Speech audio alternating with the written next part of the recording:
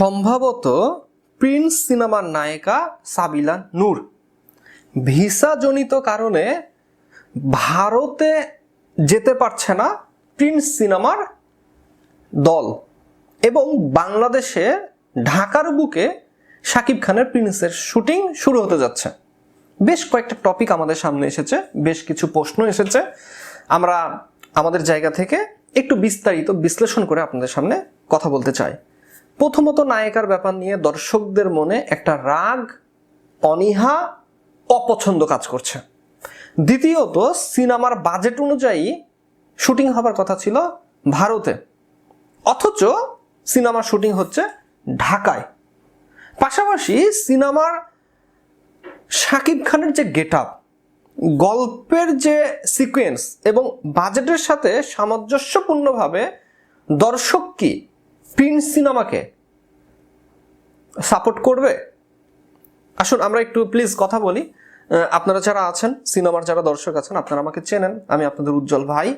আমি regular cinema নিয়ে কথা বলি। শাকিব ভাই, সিনেমা, শাকিব ভাইয়ের ফ্যামিলি, সংসার জীবন, বউ বাচ্চা সব কিছু নিয়ে আমি কথা বলি, কারণ কন্টেন্ট তৈরি করাই আমার কাজ, ভিডিও তৈরি করাই আমার কাজ।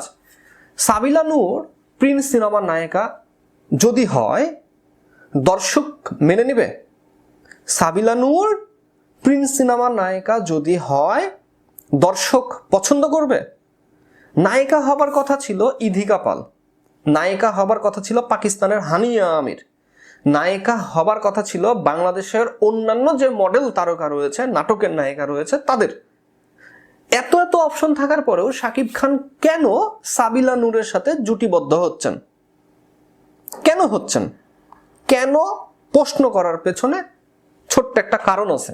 কারণটি হচ্ছে, গত যেই সিনেমাটি রিলিজ পেল বাংলাদেশ ফিল্ম ইন্ডাস্ট্রি থেকে, তাণ্ডব, শাকিব খানের সিনেমা, তাণ্ডবে প্রথমবারের মতো শাকিব এবং সাবিলা নূর জুটি বাঁধেন। শাকিব এবং সাবিলা নূর জুটি বেঁধে তাণ্ডব সিনেমায় অভিনয় করেছেন।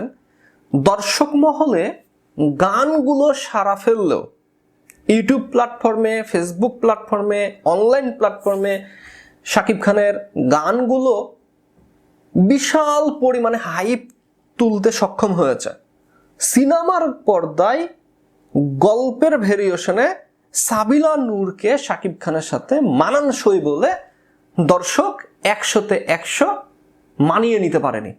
সিনেমা হল থেকে বের হয়েই প্রথম অভিযোগ ছিল নায়িকা সাবিলা নূরকে নিয়ে, যে সাবিলা নূরের সাথে শাকিব ভাইয়ের কেমিস্ট্রি বা মিলবন্ধন বা সিনেমার প্রেক্ষাপট, গল্পের চরিত্রের সাথে একটা কমতি ফিল করেছে শাকিব খানের দর্শকেরা, এবং তারা অনেকেই অগণিত অভিযোগ করেছিল সাবিলা নূরকে নিয়ে।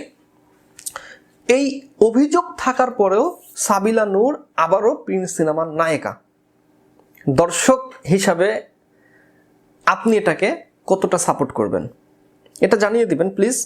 এবং দ্বিতীয় যেই প্রিন্স সিনেমা নিয়ে দ্বিতীয় যে বাধা, সেটা হচ্ছে ভারতে রামোজি ফিল্ম সিটিতে শাকিব খানের প্রিন্স সিনেমার শুটিং হবার কথা ছিল। জাঁকজমকপূর্ণভাবে আয়োজন করা হয়েছে, বড়সড় পরিসরে মাইকিং করে প্রচারণা করা হয়েছে। সিনেমার গল্প ইউনিক, 90 দশকের গ্যাংস্টার।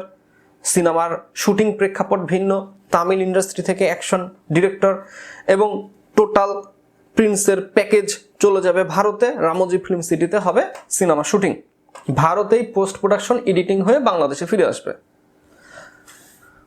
হঠাৎ সিদ্ধান্তে বদল। বর্তমান সময়ে বাংলাদেশ ভারত সম্পর্কের যেই অবনতি হয়েছে, সেখান থেকেই ভিসাজনিত কারণে, পাশাপাশি ব্যবসায়িক দিক চিন্তা ভাবনা করে প্রিন্স সিনেমার প্রযোজক, প্রিন্স সিনেমার সংশ্লিষ্ট যে ব্যক্তিবর্গ, তারা প্রিন্স সিনেমাকে ঢাকার বুকে শুটিং শুরু করেছেন আজকে থেকে ঢাকায় প্রিন্স সিনেমার শুটিং শুরু হয়েছে। প্রশ্ন আসছে, সিনেমার গল্প লেখা হলো ভারতের রামোজি ফিল্ম সেট, সিনেমার গল্প লেখা হলো ওই রকম একটা লোকেশনকে কেন্দ্র করে, সেই রকম একটা ভাইবে। এখন হঠাৎ করেই যদি এই সিনেমাটি ঢাকার বুকে শুটিং হয়, তাহলে কি পরিপূর্ণ যেই আশাটা করেছিল দর্শক, পরিচালক যে স্বপ্নটা দেখেছিল, সেই ধরনের রেজাল্ট কি দর্শক পাবে? এটা প্রশ্ন আসছে। এর মধ্যে থেকে একটি লাভবান অপশন আমি দেখতে পাচ্ছি, লাভজনক একটি অপশন। বাংলাদেশে যখন ভালো মানের সিনেমার শুটিং হবে, আস্তে আস্তে ধীরে ধীরে post production, cameraman, editor, graphics designer, fashion designer, action director তৈরি হবে, যেটা আরও আগে স্বনির্ভরশীলভাবে হওয়া উচিত ছিল, হওয়া দরকার ছিল আমি মনে করি।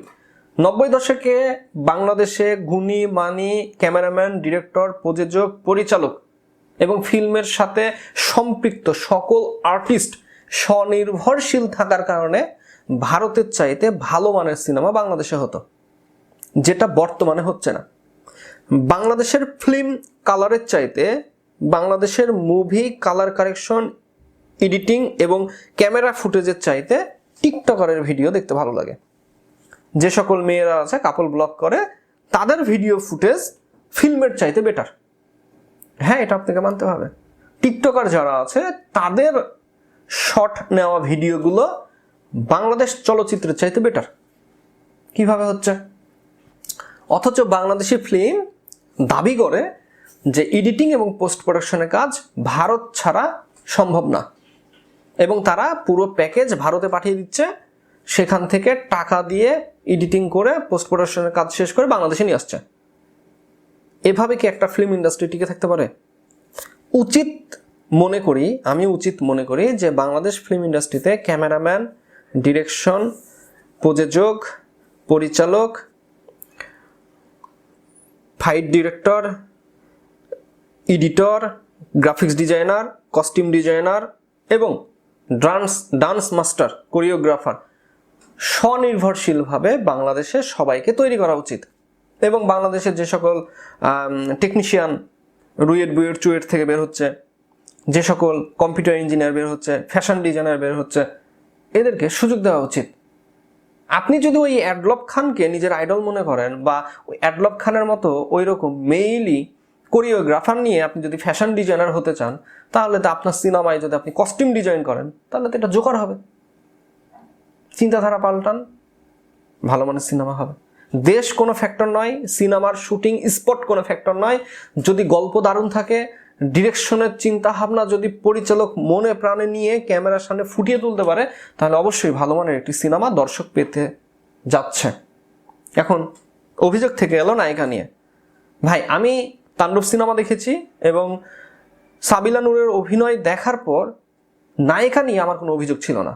সাবলীলভাবে ক্যারেক্টারের সাথে ম্যাচিং করে যেমনটা চেয়েছেন পরিচালক, সাবিলা নূর অভিনয় করে বের হয়ে আসছেন।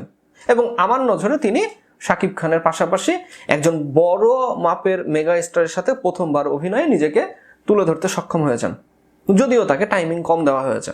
ইয়েস,